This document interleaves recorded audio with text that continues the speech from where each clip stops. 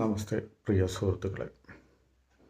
കുറച്ച് ദിവസമായി എൻ്റെ സോഷ്യൽ മീഡിയ സൗഹൃദങ്ങളിൽ ചിലർ വ്യക്തിപരമായും ഫോണിലൂടെ ആവശ്യപ്പെട്ട ഒരാവശ്യമാണ്. മുൻകാലത്തെപ്പോഴും ഞാൻ ശബരിമല പൂങ്കാവനമാണ്, പൂർണ്ണ കാവായ വനമാണ്, അത് അയ്യപ്പൻ്റേത് മാത്രമാണ് എന്നൊക്കെ എഴുതി വച്ചിട്ടുണ്ട്. അപ്പോൾ ആ പൂങ്കാവനത്തെക്കുറിച്ചൊന്ന് പറയാവൂ എന്ന് പലരും ചോദിച്ചു. അതായത് എഴുതിയിടാവോ എന്നാണ് ചോദിച്ചത്. ഇപ്പോൾ കുറച്ചായിട്ട് ഭയങ്കരമായിട്ട് എഴുതാനുള്ള മടി കൊണ്ട് ചെയ്യാറില്ല. എങ്കിലും ചെറിയ റീൽസ് പോലെയോ ചെറിയ വീഡിയോ പോലെയോ ചെയ്യാൻ ഞാൻ ആഗ്രഹിച്ചതുകൊണ്ട് ഇന്ന് ഇതോടുകൂടി തുടങ്ങി വെക്കുകയാണ്. അതായത് നമുക്ക് തൽക്കാലം 18 പടിയിൽ നിന്നോ തുടങ്ങാം. 18 ആജ്ഞാചക്രങ്ങളുടെ.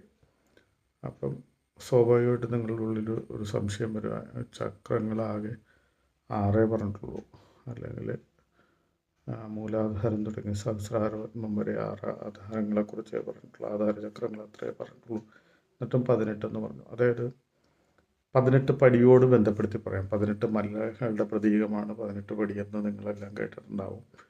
എന്നാൽ യഥാർത്ഥത്തിൽ അതിൻ്റെ വസ്തുത അങ്ങ് ഈ പശ്ചിമഘട്ടത്തിലെ വിവിധ മേഖലകളിൽ പെടുന്ന 18 ചക്രങ്ങൾ, രജോ ഗുണപ്രധാനമായ 6 ചക്രങ്ങളും തമോ ഗുണപ്രധാനമായ 6 ചക്രങ്ങളും സാത്വിക ഗുണപ്രധാനമായ 6 ചക്രങ്ങൾ, ഇങ്ങനെ 18 ചക്രങ്ങളെ പ്രദാനം ചെയ്തുകൊണ്ടുള്ള 18 അയ്യപ്പ ചക്രങ്ങൾ.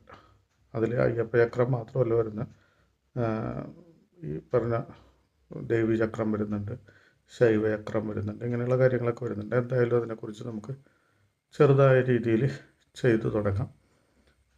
ഒരു കാര്യം പറഞ്ഞു വെക്കട്ടെ, ഇതിൽ പറഞ്ഞു വരുമ്പം ചിലപ്പം നമ്മൾ കേട്ടിരിക്കുന്ന പല കഥകളും തെറ്റാണെന്ന് ഉൾക്കൊള്ളേണ്ടതായിട്ട് വരും, ചിലത് പുതുതായിട്ട് സ്വീകരിക്കേണ്ടതായിട്ട് വരും.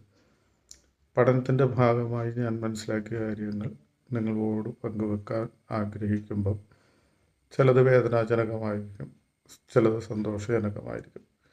ഏതായാലും എല്ലാവർക്കും നല്ലൊരു ദിനം ആശംസിച്ചുകൊണ്ട് ഇന്നു മുതൽ നമുക്ക് ചെറിയ രീതിയിൽ ആരംഭിക്കാം. നന്ദി, നമസ്കാരം.